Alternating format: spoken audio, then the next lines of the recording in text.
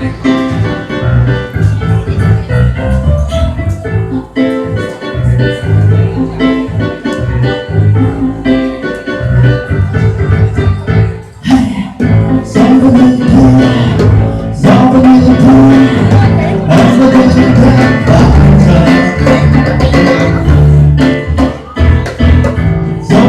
cao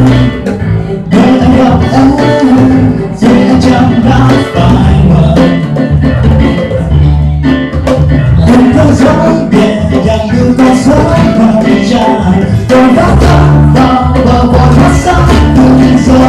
và em đến dịu dàng bên anh những ngày dài vòng vai dài bờ vòi mắt sáng như mơ mơ gió cũng muốn nghe bên một ngày anh đừng khóc sống gió đưa em xa anh đang nhớ người anh đang nhớ người mong không đã trôi trên dòng lênh đênh chìm xuống dưới sông nơi đó cuộc đời chìm vào biển lớn chìm vào đôi mưa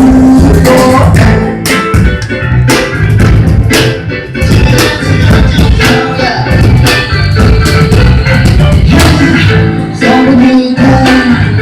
gió vẫn đi theo em đã đi theo bao giờ trên cao nơi anh gặp em rồi anh chẳng đã phải mơ từng cơn gió nhẹ nhàng cùng con sóng ngập tràn vội vã tan vào bờ vòi mắt sáng từng giờ và em đến dịu dàng bên anh những ngày dài vội vã dài cầm vòi mắt sáng như mơ gió cũng muốn nghe bên đầu tay anh từng lớp sóng cuốn trôi đưa em xa anh đang nhớ người anh đang nhớ người vẫn đã trôi trên dòng lênh đênh chìm xuống dưới đáy sâu nơi đó không tên chìm vào biển lớn chìm vào đôi mưa nhấp nháy nghe yêu thương đang ngày từng lớp những chân rơi qua đôi tay anh không thể giữ lại sao không có nàng người yêu mới sâu vẫn sẽ trôi trên dòng xa vời chỉ có những giấc mơ trong hành không quên chờ ngày mới đến một ngày có em đến đây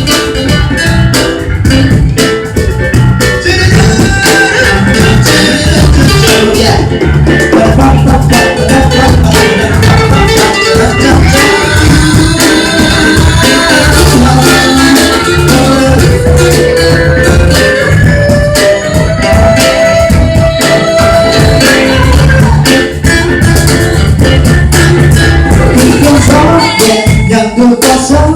ngập tràn vội vã tan vào bờ vòi mắt sáng từng giờ và em đến dịu dàng bên anh những ngày dài vòi vã dài cờ vòi mắt sáng như mơ